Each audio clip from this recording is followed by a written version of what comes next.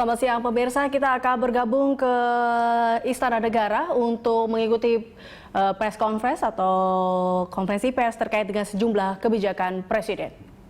Perundang-undangan yang akan disempurnakan dan juga berbagai hal, termasuk di dalamnya adalah persoalan serapan daerah yang masih sangat rendah.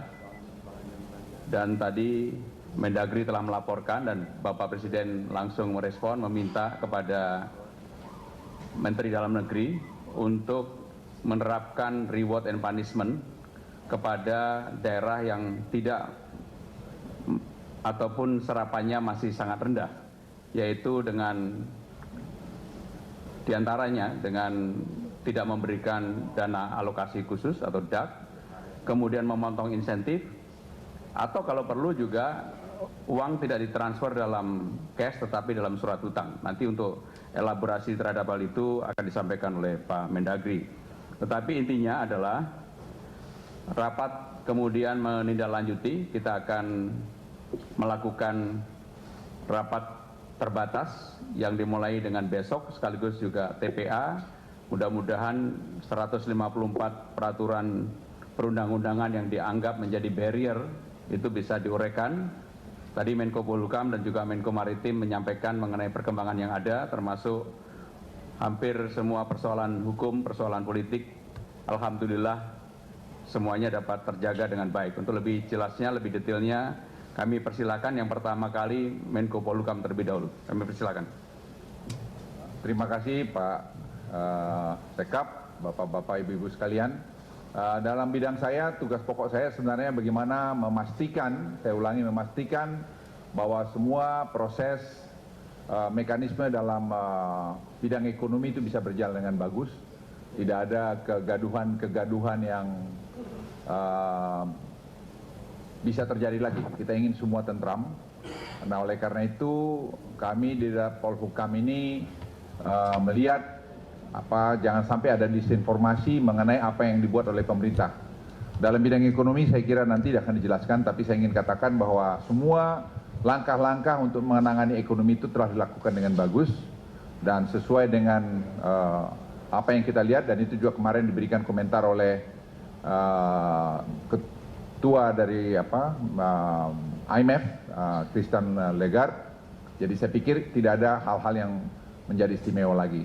Menyangkut masalah hukum, ke depan ini kami akan melakukan roadshow menjelaskan program dari Polhukam bahwa masalah-masalah pencegahan akan disosialisasikan nanti oleh Jaksa Agung dan juga Kapolri dan saya sendiri ke unsur-unsur pelaksana di semua kabupaten, provinsi, sehingga tidak ada alasan lagi penyerapan anggaran itu menjadi halangan karena ketakutan terhadap ada tindakan-tindakan hukum di kemudian hari.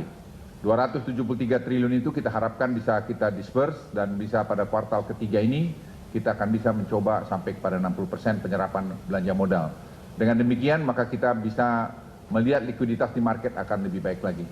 Menyangkutlah masalah kekompakan, kita juga tadi dengan Presiden dilaporkan bahwa semua unsur-unsur di dalam kabinet ini akan membangun kekompakan yang baik.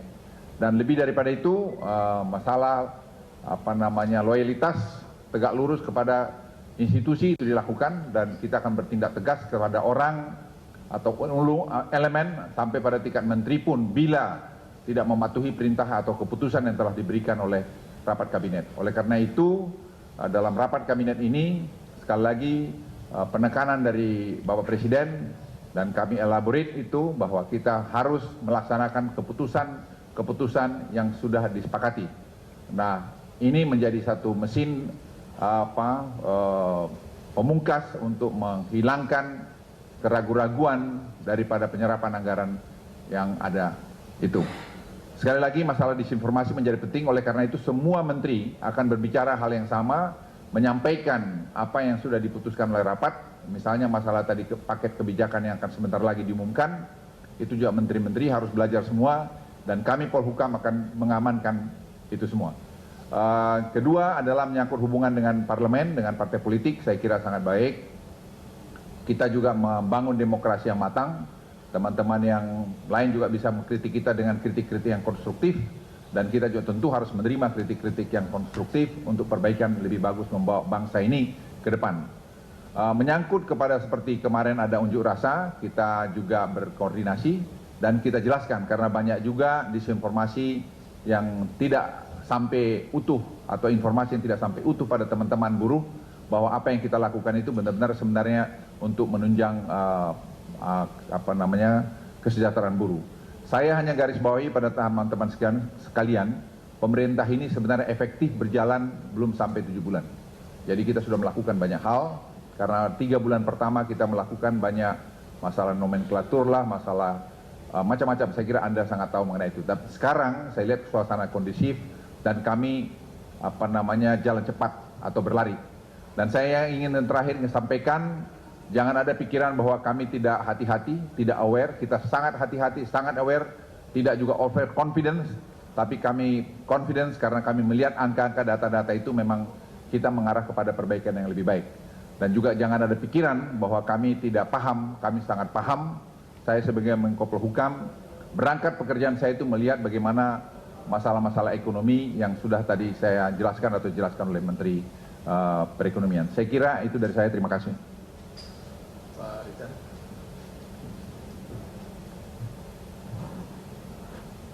Saudara-saudara,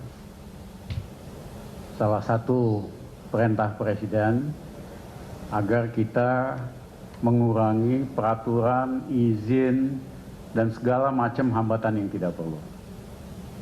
Nanti Pak Darmin akan menjelaskan langkah-langkah apa saja yang perlu dideregulasi. Dalam bidang yang terkait dengan kami, terutama dalam kaitan dengan supaya dwelling time bisa lebih cepat, itu ada 124 izin dari 20 kementerian dan lembaga. Nggak masuk akal. Dari Menperin sendiri ada hampir 44 peraturan dan perizinan. Perdagangan juga sama banyaknya, pertanian dan lain-lain, kami sudah rapatkan dan kami bertekad agar jumlah izin, peraturan, menteri yang menghambat impor dan ekspor ini dikurangi menjadi sepertiganya yang perlu-perlu saja. Yang kedua, dalam kaitan dengan perintah Presiden agar anggaran digunakan sebaik mungkin dan secepat mungkin, dalam koordinasi kami masih ada uang 10,3 triliun di Departemen Pekerjaan Umum dan 2,8 triliun di Departemen Pertanian yang kita ingin segera digunakan untuk membangun infrastruktur desa, apakah itu irigasi, apakah itu sumber air bersih, karena ini akan sangat membantu perbaikan di desa-desa dan akan sangat membantu peningkatan penciptaan lapangan kerja secara tidak langsung di desa-desa. Yang ketiga, kami laporkan hasil pertemuan kami dengan Perdana Menteri Najib di Malaysia. Pada esensinya Indonesia dan Malaysia yang menguasai 85% pasar CPO akan meningkatkan koordinasi dalam bentuk Working Group on Palm Oil Producers atau WG-POP, Working Group on Palm Oil Production. Tujuannya tentu untuk meningkatkan nilai tambah manfaat sebesar-besarnya untuk negara produsen.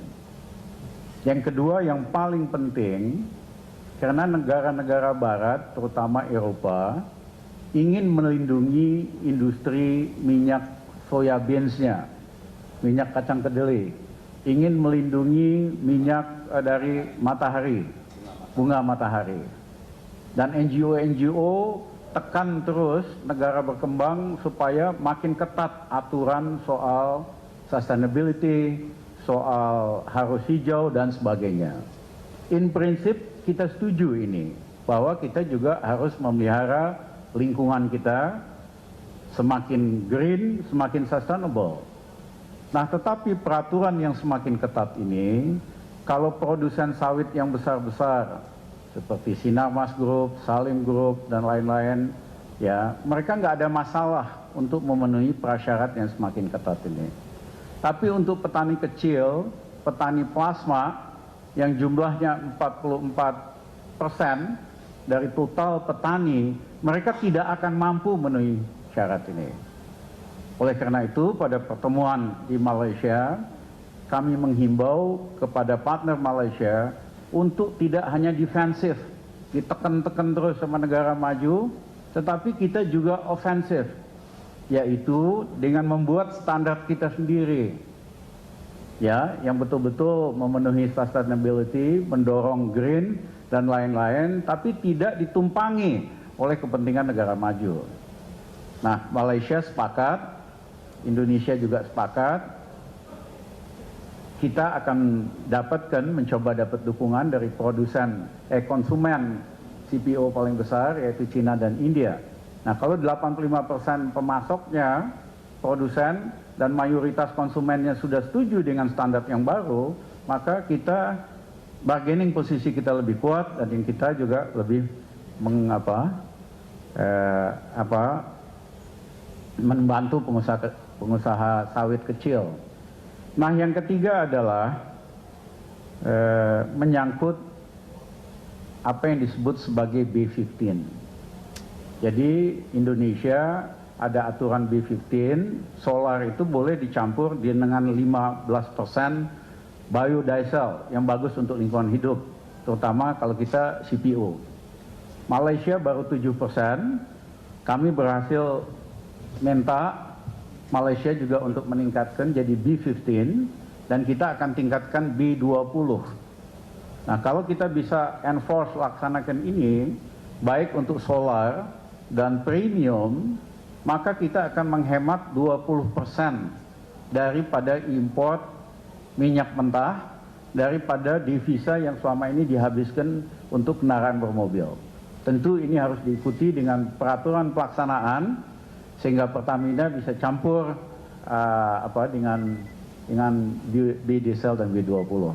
Sebagai contoh, Brazil di situ nggak pernah pakai oil, tetapi sepenuhnya dari biodiesel dari tebu. Ya, jadi ini langkah-langkah untuk meningkatkan daya tahan ekonomi kita. Terima kasih Pak Sekap. Oh, perintah Tanjung Priok katanya. Jadi Tanjung Priok, saya rasa kami sudah ambil langkah-langkah supaya bisa dari apa yang sekarang 7-8 hari menjadi kurang dari 3 hari. Apa langkahnya? Satu, kami dulu 15 tahun yang lalu menciptakan sistem jalur hijau dan jalur merah. Importer yang bonafide, yang teratur, yang nggak aneh-aneh, masuk jalur hijau. Nyaris tanpa pemeriksaan. Yang ada sedikit post audit. Tapi yang belum, kurang bonafide atau masih banyak pertanyaan, masuk jalur merah. Itu yang memerlukan pemeriksaan fisik. Nah, kami sudah minta kepada Bea Cukai, coba diteliti lagi. Jangan-jangan yang jalur merah ini ada yang sebetulnya sudah qualified ke jalur hijau. Jadi kita ingin tekan dari sekarang 6% jalur merah ke 3%, dan itu akan membantu meningkatkan kecepatan daripada pemeriksaan. Yang kedua, biaya penyimpanan kontainer di Tanjung Priok itu sangat murah, hanya 27.000 satu hari. Di gudang swasta di luar bisa 2-3 kalinya. Jadi kami memerintahkan supaya biaya storage kontainer dinaikkan, sehingga mau tidak mau importer menarik barangnya keluar secepat mungkin dari Tanjung Priok. Yang ketiga, dulu PT Kereta Api dan Pelindo berantem karena nggak diizinkan kereta api barang masuk ke dalam. Di seluruh dunia kereta api barang itu masuk ke dalam. Kami sudah perintahkan supaya diizinkan PT Kereta Api bikin rel kereta api sampai dalam, itu hanya berapa kilometer. Nah, kalau itu terjadi, kontainer yang habis diperiksa langsung masuk rel kereta api, dikirim keluar. Langkah ini saja akan mengurangi kemacetan sepertiganya di Priok. Memang ada yang dirugikan, business tracking dan macam-macam, tapi dibandingkan biaya macet, biaya macam-macam, ini langkah yang lumayan terobosan. Yang keempat adalah sistem komputer, internetnya itu nggak terintegrasi. Kita akan paksakan supaya diintegrasikan sistem ICT-nya dalam satu single window, sehingga semua data informasi itu terintegrasi. Kami juga minta kalau untuk barang-barang berbahaya, misalnya ternak yang ada penyakitnya eksplosif, itu diperiksa di habis pos pemeriksaan. Kami minta jangan diperiksa sehabis turun dari kapal, tapi dipindahkan dulu ke buffer zone, sehingga tidak menghambat flow daripada aliran barang. Yang ke-6, banyak sekali izin peraturan menteri, ada 124 dari 20 kementerian dan lembaga yang kami ingin kurangi menjadi sepertiganya. Yang terakhir, siapapun yang mau ngacok-ngacok di pelabuhan, mafia kecil atau mafia besar, kita akan sikat. Terima kasih. Ya, cukup.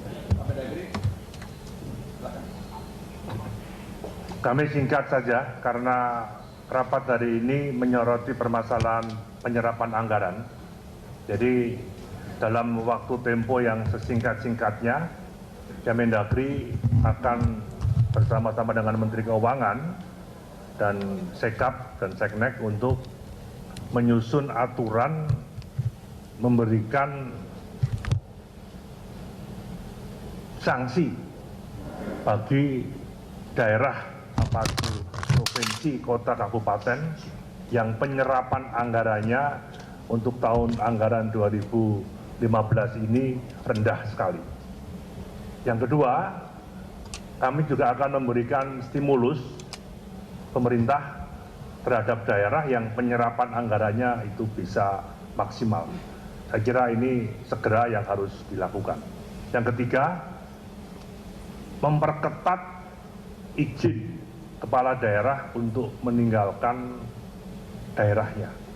Kalau sakit apa boleh buat, tapi kalau sampai presiden ke daerah, kepala daerahnya tidak ada tanpa izin yang jelas, saya kira juga sesuatu hal yang perlu ada sanksi.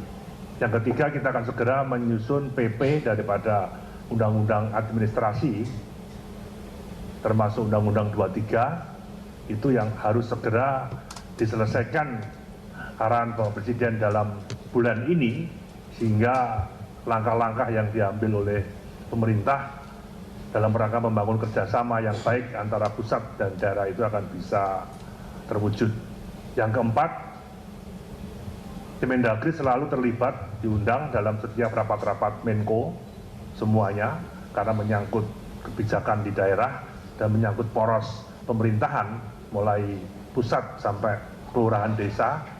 Ini saya kira harus mulai seluruh regulasi yang berkaitan dengan Permendagri, peraturan menteri yang lain, PP yang lain, nanti akan dikoordinir oleh Pak Seskap untuk segera dibahas, dirubah, diganti dalam rangka mempercepat yang ada.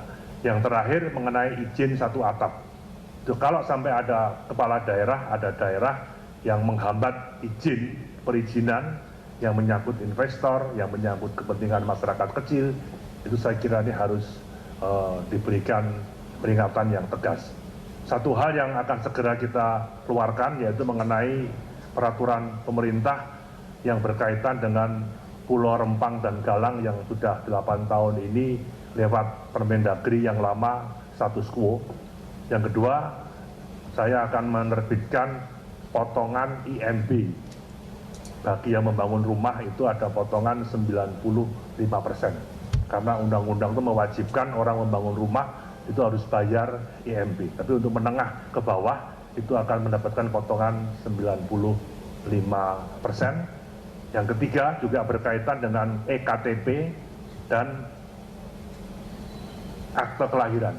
Ternyata akte kelahiran itu hanya 30% yang dipunyai dari 250 penduduk Indonesia. Ini akan kami percepat dalam tempo 1 tahun ini karena gratis. Ini harus seluruh warga negara Indonesia punya EKTP, termasuk kita akan mengupdate dari 8 juta EKTP ganda. Ini karena ulah oknum di bawah. Yang kedua adalah menyangkut mengenai akte kelahiran. Saya kira ini hal-hal yang menyangkut regulasi, menyangkut penyerapan anggaran yang mudah-mudahan akhir kuartal kedua ini janji kepala daerah bisa mencapai di atas 50%, sehingga target pada bulan November-Desember itu minimal bisa 80 sampai 90%. Saya kira demikian, Pak Sekar. Terima kasih. Cukup. Baik rekan-rekan, terima kasih. Wassalamualaikum warahmatullahi wabarakatuh.